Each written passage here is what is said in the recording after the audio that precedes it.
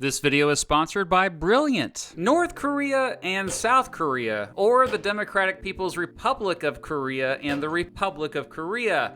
Wait a second. North Korea is also called the Democratic People's Republic of Korea? Ha ha ha ha, that's a good one. Anyway, two East Asian countries on the Korean peninsula that are opposite in so many ways. And yet, not that long ago, relatively speaking, they were just one country, Korea. Yeah, this one's gonna be lopsided, folks. I'll start by showing you this, which many of you have probably seen before. One picture sums up so much, doesn't it? Most already know South Koreans enjoy a much higher standard of living and much more freedoms, but in this video, let's dig a bit deeper. That said, since North Korea is such a secretive country, there's a lot we don't know about. But it's difficult for North Korea to hide the fact that South Korea is doing so much better than it, based on a variety of factors. First, what do they have in common? Well, both are made up of mostly Koreans, you silly goose, and residents of both speak Korean. That said, residents of both have developed different Korean dialects over the past several decades, since residents of both barely interact. In addition, since it's taught widely in school, around 45% of South Koreans also speak English. The largest city in both is also the capital, although Seoul is much larger than Pyongyang. South Korea even has a second capital, Sejong, where many of the government's most important agencies are located. There is a culture in both that values communitarianism, or the greater good over individual liberty. Both have similar climates and have 4 seasons, although it does get much colder in the winter in North Korea and a bit warmer in the summer in South Korea. Much of North Korea has either a temperate continental climate or warm continental climate. Much of South Korea also has a warm continental climate, but along its east coast it has an oceanic climate and a humid subtropical climate in the south. Both are affected by annual monsoons. Both are affected by occasional droughts and flooding, but overall South Korea gets more annual precipitation. Both border the East Sea, or Sea of Japan, to the east, and the Yellow Sea to the west. Both are separated by the 2.5 kilometer wide, 250 kilometer long DMZ, or Korean Demilitarized Zone, which is probably the most dangerous border in the world. Tens of thousands of troops and dozens of forts line the DMZ, and it has around 2 million mines near it. Oh, and a bunch of wild tigers, since it's basically wilderness now since so few humans dare try to cross it. Believe it or not, a handful of North Koreans have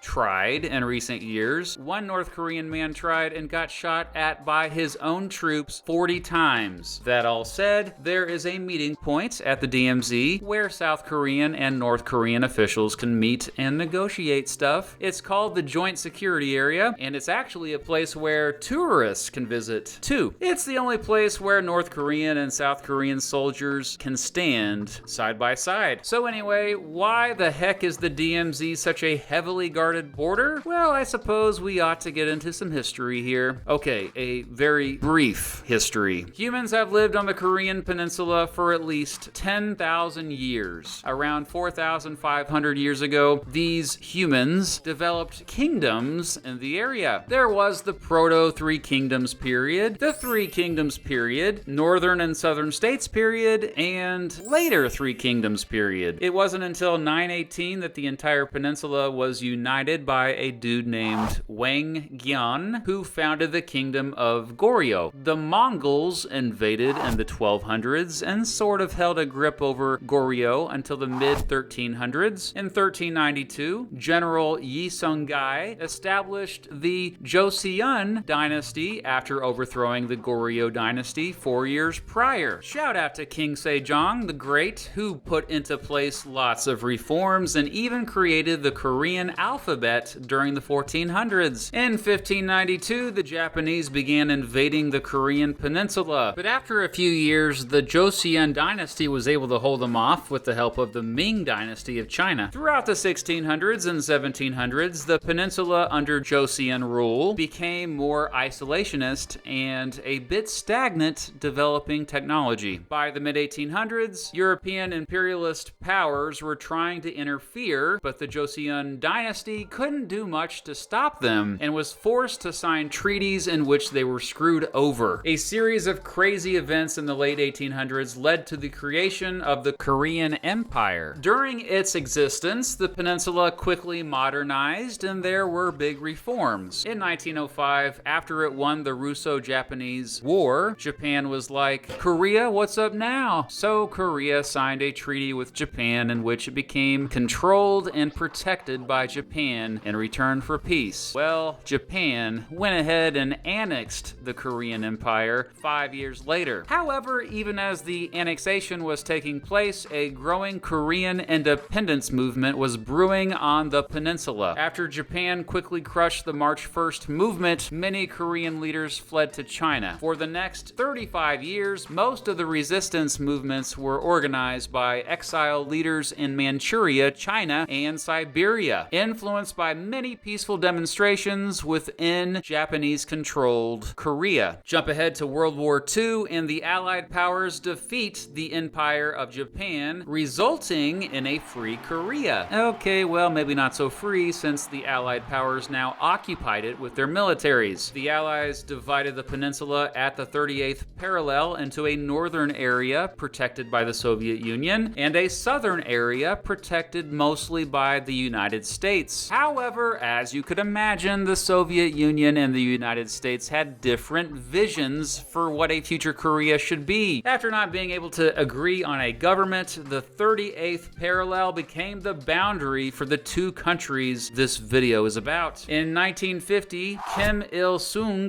the new leader of North Korea, launched an invasion of South Korea to try to reunify Korea, but under communist rule. This led to a 3-year war that ultimately resulted in the deaths of around 5 million people, including a larger proportional civilian death toll than World War II. The war was indeed devastating and displaced millions of Koreans. The Soviet Union and China aided North Korea, and the United States and several other United Nations countries aided South Korea. It ended basically in a stalemate with an armistice and that DMZ I was talking about earlier. Technically speaking, the Korean War never ended, and I can tell you, even though the armistice was signed 68 years ago, the war is still fresh in the minds of both North Koreans and South Koreans. For the first few decades after the war ended, both countries had authoritarian regimes. However, in South Korea, the people ultimately didn't put up with it. Until the 1980s, South Korea had much political turmoil and instability. However, since 1987 and the June Democracy movement, South Korea has had a competitive electoral system and a fairly stable government. North Korea has had a stable government since the war, but has successfully kept the authoritarianism. Meanwhile, economically, both countries did fairly well in the decades following the war. South Korea liberalized its economy, becoming more market-based, and for 40 years saw huge economic growth. In fact, some even called it the miracle on the Han River. Both were admitted into the United Nations in 1991, but it was around that time that things went to crap for North Korea. After the Soviet Union collapsed, they lost a bunch of aid, and their economy sharply declined, just as South Korea's economy dramatically improved. In the 1990s, North Korea experienced floods and droughts. This, combined with no longer importing food from the Soviet Union, ultimately led to what became known as the North Korean famine. Some estimate up to 600,000 North Koreans died. North Korea has since somewhat recovered, but yeah, I'm hoping you realize already why these two countries are so very different today. So one obvious difference is their governments. North Korea infamously is a dictatorship, a one-party state, with that one party being the Workers' Party of Korea. North Korea is still very authoritarian. It has its 10 principles for the establishment of a monolithic ideological system, which guide all behavior of North Korean citizens. Kim Jong-un, the North Korea dictator, has the title Supreme Leader of North Korea. He basically has absolute power over everything in the country, although his sister has a lot of power, and in reality, there's a few powerful people that control a lot. North Korea's official ideology is Juche, which translates to, quote, national self-reliance. South Korea, on the other hand, is still a democratic republic with 3 branches of government and checks and balances to separate power. It has a unicameral national assembly, a court system, and a president who is directly elected by the people every 5 years. Wait a second, Mr. Beat. Doesn't North Korea have elections too? Sure, they have, quote, elections, but wouldn't you know it, Kim Jong-un wins every time. There is a cult of personality around the Kim dynasty. Every office building and school is required to have a picture of Kim Jong-un's dad, former leader Kim Jong-il, and his grandfather, the aforementioned Kim Il-sung, who again was the founder of North Korea and seen as sort of a god today. Still seen as the president even though he's been dead since 1994. Much of public education in North Korea is straight up indoctrination. One study found that students there spend around 684 hours learning all about Kim Jong-un, Kim Jong-il, and Kim Il-sung. Here are North Koreans after Il-sung died. Here are North Koreans after Jong-il died. Like I said, cult of personality. Oh, and North Koreans even use a special calendar that begins with the birth of Il-sung. The current year there is Juche 110. The only country South Korea borders is North Korea. North Korea borders China, who in many ways is like a big brother to it. Nearly half of all Chinese foreign aid goes to North Korea. North Korea also shares a 17-kilometer border with Russia. A single bridge links the two countries, though. The Friendship Bridge. Aw, how friendly. Unless you're not Russian or North Korean, then you're not allowed on it. North Korea has mostly a command economy, meaning the government owns the means of production. Most services, from housing to education to healthcare to even food production, is paid for by the state. That said, the North Korean government turns a blind eye towards some black markets there. South Korea, on the other hand, has a mixed economy. That's one of the strongest economies in the entire world. South Korea has about twice as many people. North Korea has a higher growth rate, though. The median age is much higher in South Korea. North Korea is about 21% larger. North Korea has a higher literacy rate. It's probably true. From what we can tell, pretty much everyone in the country can read. More South Koreans live in urban areas. Apparently, North Korea built a fake city just across the DMZ to entice South Koreans to move there.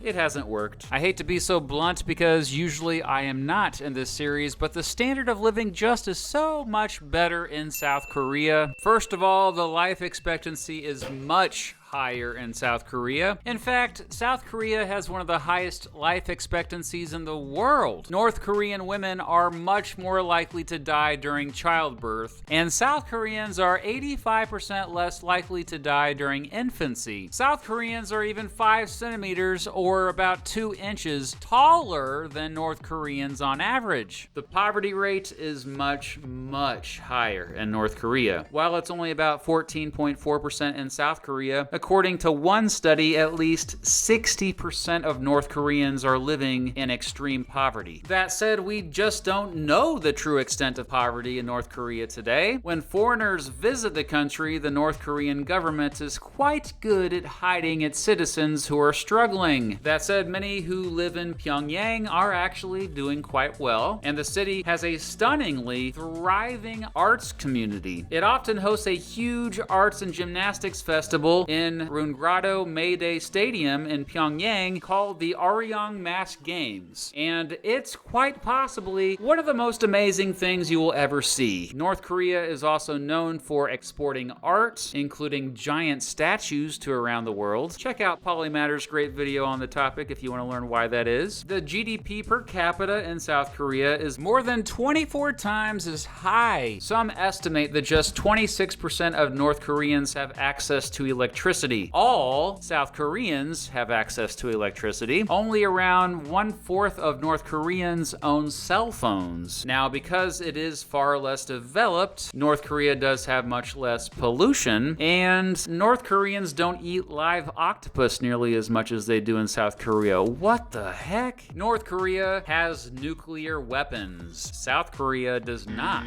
I mean, it could if it wanted to, but it really doesn't want to have them because, you know, death and destruction is bad and stuff. Major industries in North Korea include mining and agriculture. Major industries in South Korea include electronics, telecommunications, car manufacturing, and shipbuilding. Oh, and K-pop. You can't forget K-pop or Korean pop music and K-dramas or Korean dramas. South Korea's entertainment culture is very popular around the world. K-pop is like a national sport in South Korea. South Korea is also known for major international companies like Samsung, LG, Hyundai, and Kia. Okay, so this is probably obvious to you by now, but the North Korean government does not allow freedom of speech at all. Internet access is still barely available there, and only some high-level government officials are allowed access to the global internet. The rest can connect to the country's national intranet, which of course is cut off from the rest of the world so that the government can control what information gets distributed. This video will probably not be played there. From what we know, it is much more difficult for foreigners to become citizens of North Korea. North Korea has a bigger military. In fact, it has the 4th largest army in the world. North Korea is higher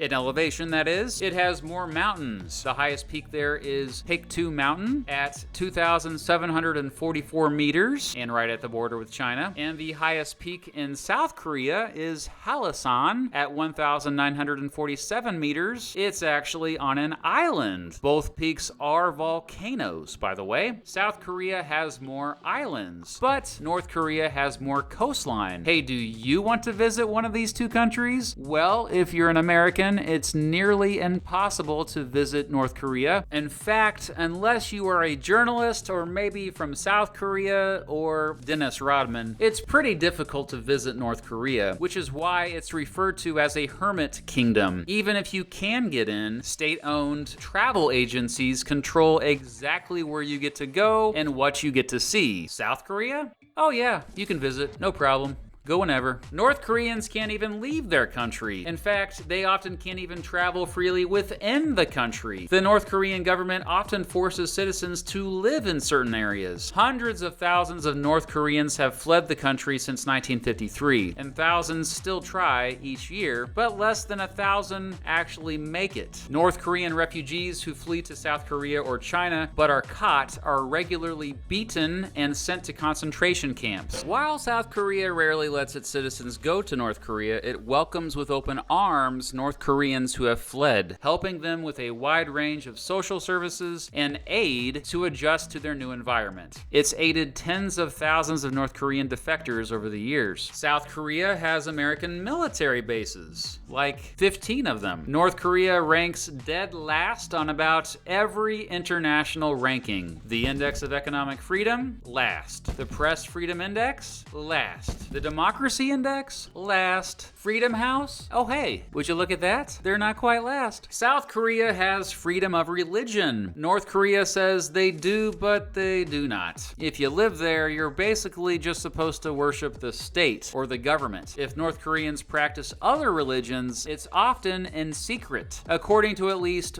one report, at least 200,000 Christians have gone missing in North Korea since 1953. You do see traces of Confucianism and Buddhism in North Korea culture, though. Approximately 73% of the country is either atheist or agnostic. Again though, look at that. North Korea's official ideology of Juche is basically the state religion. The majority of South Koreans are also not religious. However, a sizable minority practice Protestant Christianity, Buddhism, and Roman Catholicism. South Koreans have done better responding to the COVID-19 pandemic than most of the rest of the world, mostly due to contact tracing, the wide adoption of masks, and heavy testing. North Korea? Well, we really don't know how they've been doing handling the virus. So will both countries ever reunite? Well, on August 15th, 2019, South Korean President Moon Jae-in called for reunification of both by the year 2045. The day he called for reunification was special. That was on a holiday called National Liberation Day, which celebrates victory over colonial Japan at the end of World War II. Remember, it was shortly after that Korea was split into two. Both governments want it to happen, and many citizens in both do as well. However, it's worth noting that in recent years, less and less South Koreans want to reunite, especially if it means giving up their much higher standard of living. In conclusion, North Korea and South Korea demonstrate just how quickly countries can become dramatically different in a relatively short amount of time. Today, it's really hard to tell that they used to be one country, and if they ever do reunite, all of these significant differences will make it a very difficult reunification. This video is sponsored by Brilliant. Brilliant is a problem-solving based website and app with a hands-on approach with over 60 interactive courses in math, science, and computer science. Brilliant puzzles you, surprises you, and expands your understanding of the modern world. Brilliant is the best education site I've seen for developing critical reasoning skills. I'm typically not a math or science guy, and many of you watching maybe aren't too. However, maybe if this was around when I was in school, I would have enjoyed math and science so much more. As I tried it out, I was amazed with how I didn't even realize my brain was being exercised. Go to brilliant.com/MrBeat and sign up for free. Also, the first 200 people that go to that link will get 20% off the annual premium subscription. A shout out to my Jobsolete co-host, Helen Hong, who just launched a YouTube channel that features her father, who is an actual Korean War survivor and has some amazing stories to tell. Check it out. It's called Old Korean Dad Stories. That's a good name for it, yes. A special shout out to Jacob Friedman, who helped me with research for this video. So do you think that North Korea and South Korea will reunite by the year 2045? Let me know in the comments below. And if you're watching in the year 2045, tell me if it actually happened. Also, I love hearing your suggestions for countries to compare next for this series. A special shout out to Kim Jong-un, who comments regularly on my videos. I don't mean to brag, I mean I do, but thanks for watching.